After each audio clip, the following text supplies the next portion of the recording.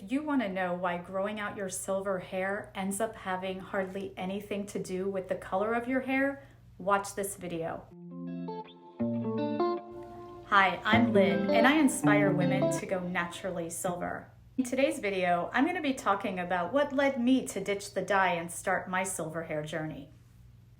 So I made the very difficult decision to ditch the dye back in February of 2020. It was right before lockdowns. I know a lot of women had stopped coloring their hair during lockdown because hairdressers were closed. But at the time I was box dyeing my hair, so that really didn't have any impact on my decision. It just kind of coincided with that. And I say this a lot, but I think the hardest part about going silver and embracing your gray hair is deciding to do it. So it was very difficult for me, but I finally decided I was ready to take the plunge. Let me see what I have going on. I decided initially that I would just give it 6 months. I said to myself, I'm gonna start 6 months in. It'll be August by the time I am done with my 6-month trial period. And at the end of 6 months, I can always dye it again. So that kind of gave me a little bit of peace in mind, knowing that I was in control. And if I wanted to dye it again, I could just dye it again. But I really wanted to give it 6 months. And here's why. If you decide to ditch the dye and you decide I'm going to go a couple weeks past my hair dye appointment or past the time I would normally color my hair, you're not going to have enough time to really see what you have coming in. So that was my thought process.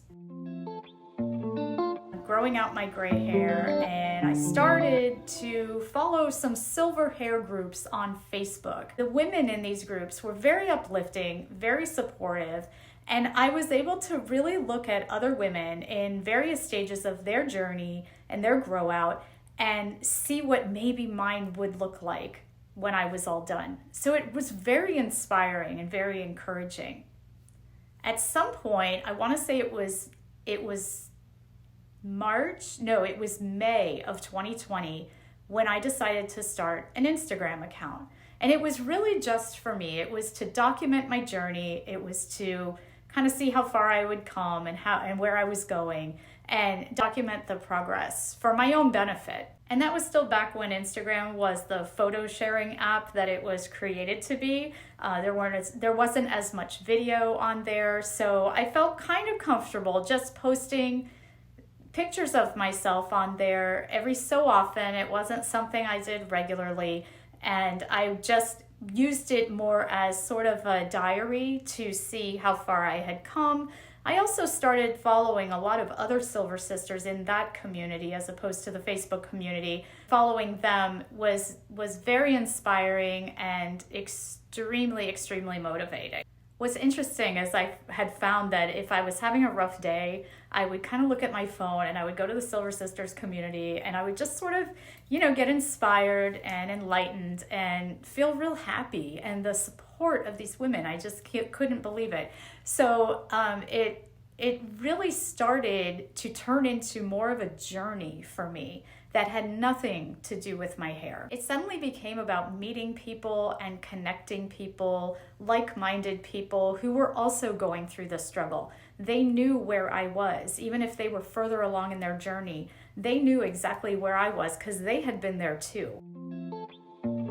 My coworkers were not happy with it. My kids were not happy with it. Nobody was really happy with it. And honestly, I didn't even really know what I thought of it at that time. I just thought, I just want to give it a try, see how long I could go, kind of like an experiment in my own perseverance, so to speak.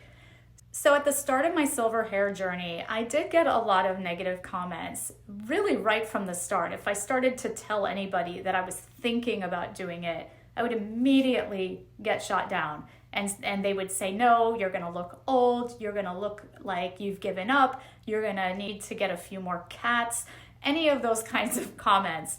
And I was able to sort of ignore them and just kind of do my own thing. And those are some of the same people who made those comments actually compliment me today. I think it's important to understand the reasons why I didn't ditch the dye sooner. I was born and raised on advertising that taught women that we weren't good enough unless we did something to alter our appearance, whether it was use this particular hair color or something else. And so that was that. It was just normalized. Hair dye is normal and normalized in our society, where gray hair, silver hair, and going natural is kind of like a rebellious act. And so I think that held me back for a little while. The other thing that worried me is that I was worried about the opinions of other people. I was concerned about what other people would think, not so much thinking about what I would think. What would my friends say? What would my family say? Would I still be desirable? Would I still be attractive to, members of the opposite sex or potential dating partners? So there's a lot that goes on in somebody's mind when they make this decision. It's not an easy decision by any means. And I think only a woman who's trying to make this decision understands what that's like. I think I was ready to go gray a lot sooner than I actually did. But one of the things that kind of held me back was I didn't think I actually had enough silver hair to go gray. I'm a salt and pepper silver sister. I don't have a full head of gray hair. I don't have a full head of white hair. There wasn't that super stark contrast. Some of these images of these women growing out their hair on Instagram had very striking contrast between their white hair and maybe a black box hair dye. And I just wanted to be them. So I really didn't think I had enough silver to go silver until I made the decision that I did have enough silver to go silver, and that nobody could make that decision but me. Hairdressers had told me for years, no, you don't have enough. You need to wait until you're about 50% at least, or a certain percentage. And I just never achieved that percentage to go gray. And then these are the reasons that I did decide to go gray. I was tired of the upkeep. I was going every couple of weeks, it seemed, just to get the fronts of my hair done.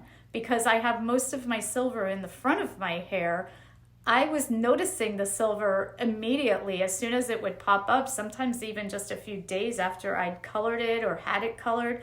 And I thought, this is insane. What would it be like if I didn't have to do this process anymore? Because most of my silver is right in the front.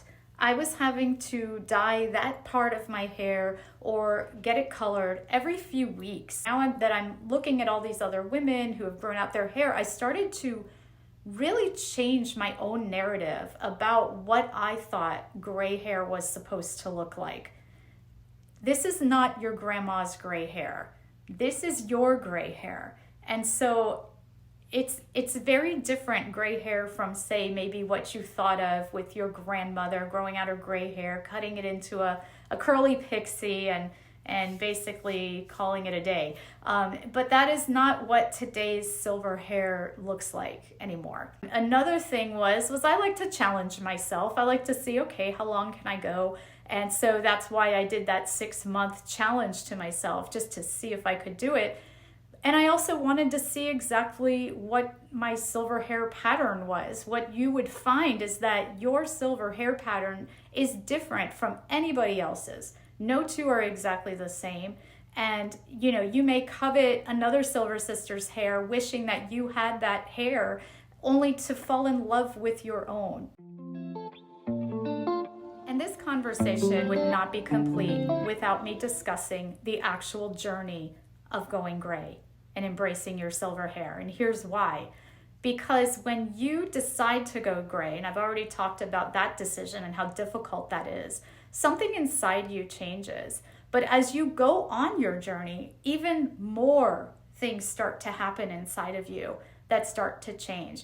You start to shed some of the expectations that society has had for you, that maybe you've had for yourself, and you really stop worrying about what other people think. And the byproduct of that is a beauty and confidence like no other. There's an internal peace that happens, and you feel invincible. And only the other women who have traveled this journey before me could understand that. And I can remember getting on those Facebook pages and hearing women talk about the journey, and I'm thinking, why? This is just about hair. It's so much more than hair. There's just something so badass about a woman who has decided to let her natural silver hair come in. And the confidence, the self-assuredness that comes over you as you go on the journey. And I really like to think that there's a reason that this journey is not instantaneous. I've been growing out my hair for 34 months. I still have dye on the ends of my hair because I've chosen to leave it long. This is a long process, and you're in it for the long haul if you commit to doing it. And one of the things I always used to tell myself about that line of demarcation that would slowly start going down my head is that it showed me where I was, meaning the dyed ends of my hair, but it also showed me where I was going and where I was headed in the world. And that changed everything for me. So when women talk about their silver hair transition as being about more than hair, that's what they're talking about. Make sure you hit that like button and subscribe. Don't forget to hit that little bell so that you are alerted when there is new silver content.